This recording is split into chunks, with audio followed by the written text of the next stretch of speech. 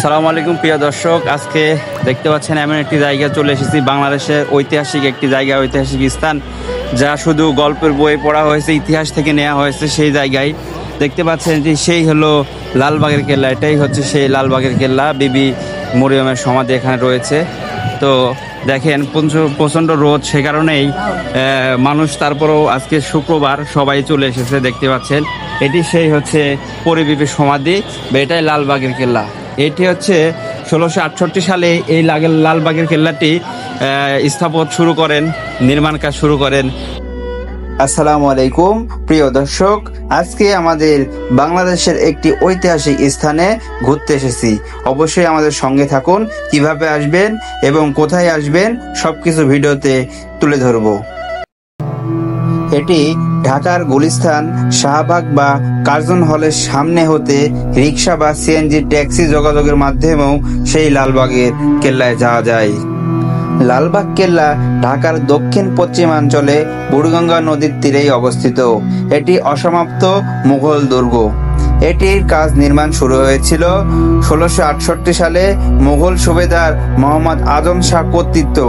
তিনি ছিলেন সম্রাট আওরঙ্গজেবের পুত্র এবং তিনি পরবর্তী সম্রাট পদপ্রাপ্ত হয়েছিলেন, কিন্তু পরে তিনি দিল্লি চলে যান। এতে কাজ বন্ধ হয়ে যায়। তার উত্তরসূরি মুঘল সুবেদার শায়েস্তা খাঁ 1680 সালে নির্মাণ কাজ পুনরায় শুরু করেন, কিন্তু শেষ করেননি, কারণ মুঘল সুবেদার শায়েস্তা খাঁ এর কন্যা পরিবিবি মারা যান। এর কারণে নির্মাণ কাজ বন্ধ করে দেন। দেখতে পাচ্ছেন এটি সেই পরিবিবির সমাধি। এখানে রয়েছে সেই ঈশা খাঁর মেয়ে পরিবিবি শহীদ। প্রিয় দর্শক, দেখতে পাচ্ছেন এই রাস্তায় এত সুন্দর ফুলের রাস্তায়, চারিপাশে ফুল, এবং এখানে দেখতে পাচ্ছেন এই রোডটি সুন্দর। এই রাস্তার পাশ দিয়ে সুন্দরভাবে হেঁটে যাচ্ছি, আর এই প্রচণ্ড রোদ এখানে ইতিহাসের সঙ্গে মিশে যাচ্ছি, কারণ এটি সেই লালবাগের কেল্লা। বিবি মরিয়মের হচ্ছে সমাধি। দেখতে পাচ্ছেন এই সামনে সেই বিবি মরিয়মের সমাধি, এবং এর চারিপাশের জায়গাটা এত সুন্দর এবং এত সুন্দরভাবে নির্মাণ করা হয়েছে। চারিপাশে দেখতে বুঝতে পাচ্ছেন কি সুন্দরভাবে স্থাপন করা হয়েছে। এ পাশে রয়েছে সেই লালবাগের কেল্লার মসজিদ। এই মসজিদে সবাই নামাজ পড়তে আসে, শুক্রবারে নামাজ পড়ানো হয়, এবং এই ইতিহাস দেখে থমকে যাচ্ছি।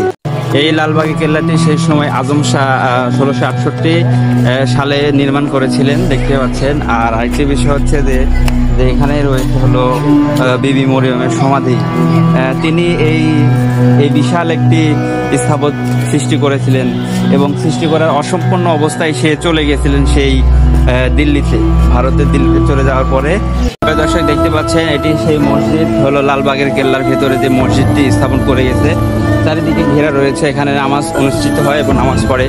এটাই সেই মসজিদ, লালবাগের কেল্লার মধ্যে যে মসজিদ রয়েছে। মসজিদের পাশে রয়েছে হচ্ছে সেই পরিবিবির সমাধি। এখানে এই পরিবিবিকে শহীদ করা রয়েছে, এবং দেখতে পাচ্ছেন যে পরবর্তী যে কাজ করার সময় ঈশা খাঁ যে কাজটি স্থাপন সম্পন্ন করতে পারেনি, সেই জায়গার দৃশ্যটুকু দেখাচ্ছি।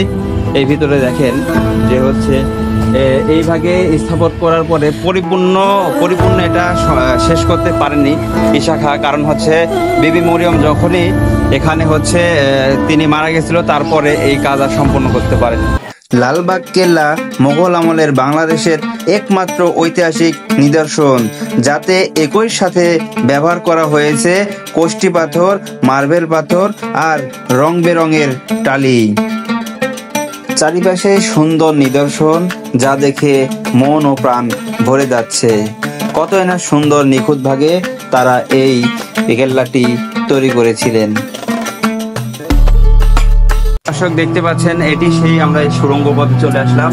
এটি সেই সুড়ঙ্গ পথ, তালা মারা রয়েছে, এটা হচ্ছে বন্ধ রয়েছে। এটি গোপনীয় একটি সুড়ঙ্গ ঈশা খাঁ তৈরি করেছিল। এই কেল্লায় একটি রহস্যময় সুড়ঙ্গ রয়েছে, যা বুড়িগঙ্গা নদীর সাথে সম্পর্কিত।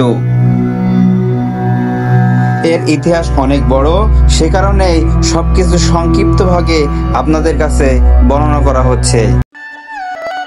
এই লালবাগের কেল্লার চতুর্পাশে 4টি স্থাপনা রয়েছে, যা হলো কেন্দ্রস্থলের দরবার হল বা হাম্মানখানা, দ্বিতীয় নম্বর হচ্ছে পরিবিবির সমাধি, তৃতীয় নম্বর হচ্ছে শাহী মসজিদ, এবং চতুর্থ নম্বর রয়েছে পাশেই বিশাল বড় দিঘি।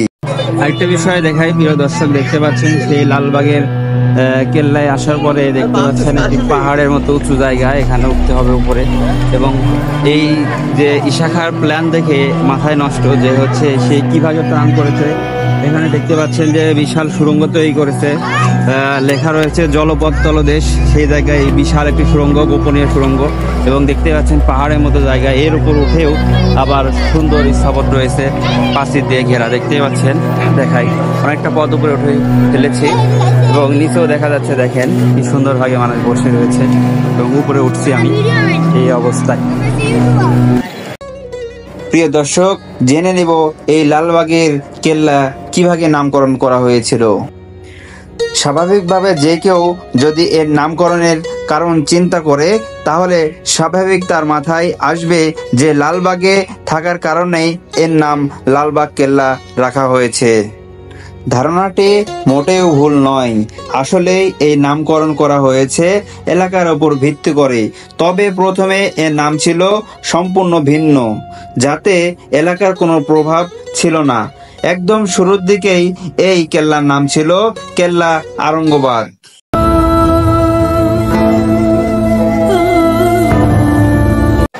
প্রিয় দর্শক দেখেন, দেখতে পাচ্ছেন কি সুন্দর স্থাপত্য এখানে বানানো রয়েছে, কি সুন্দর ডিজাইন, এর কাজ দেখে মুগ্ধ হয়ে যাচ্ছে সব এখানকার যারা ঘুরতে রয়েছে পর্যটক, তারা সবাই। 1968 সালে এই সুন্দর নকশা করেছিলেন কোন কারিগর, সেটা এখনো মনে আমার প্রশ্ন জাগছে।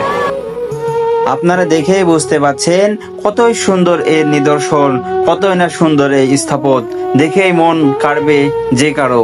চারিদিকে শুধু সুন্দর সুন্দর দৃশ্য আর স্থাপত্য দেখে পাগল এবং মাতোয়ারা হয়ে যাচ্ছি। এখানে কিভাবে আসবেন, কত টাকা লাগবে এবং টিকিটের মূল্য কত, সবকিছু ডেসক্রিপশনে দিয়ে দিব। অবশ্যই সেখান থেকে দেখে নেবেন কিভাবে আসবেন, কত টাকা লাগবে। এটি সেই দেখতে পাচ্ছেন হাম্মান খানায়। এই হাম্মান খানার মধ্যে কেমন স্থাপত্য রয়েছে এগুলো ঘুরে দেখতে দেখতে সময় চলে যাচ্ছে। অনেক সুন্দর এর নিদর্শন, অনেক সুন্দর জায়গা, অনেক ঠান্ডা পরিবেশ এই ভেতরের অংশ। দেখছি আর ভাবছি এটাই ছিল ইশাখার পরিকল্পনা। কতই না সুন্দর, কতই না নিখুঁত। সে জীবিত থাকলে কিংবা তার মেয়ে জীবিত থাকলে অবশ্যই এটা সম্পূর্ণ করতেন এবং আরো আকর্ষণ এবং নিদর্শনীয় হতো।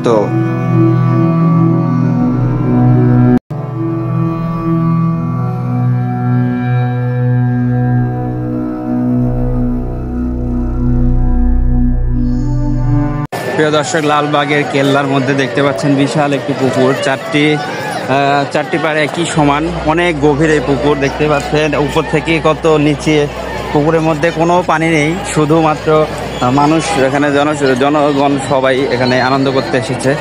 তো এখানে চারিদিকে পাশে দেখতে পাচ্ছেন মাঠ, ফুটবল খেলছে। আর কি সুন্দর এই পুকুর। ভাই, পুকুরে নামার কি অনুভূতি আপনার, কেমন লাগবে? বড় তো কষ্ট লাগে আজকে, তাই খুব ভালো লাগছে। তারপরে অনেক গভীর নাকি পুকুর? হ্যাঁ, অনেক গভীর। তাই এই তো মনে হচ্ছে পাহাড় থেকে এই যে উঠতেছে একদম। হ্যাঁ, আপনি এখন নামেন, জ্যাম করেন, কি অবস্থা? হ্যাঁ, সম্পূর্ণ ভিডিওটি দেখার জন্য আপনাদের সবাইকে ধন্যবাদ। সবাই পাশে থাকবেন, কাছে থাকবেন, সাবস্ক্রাইব করে আপন করে নেবেন।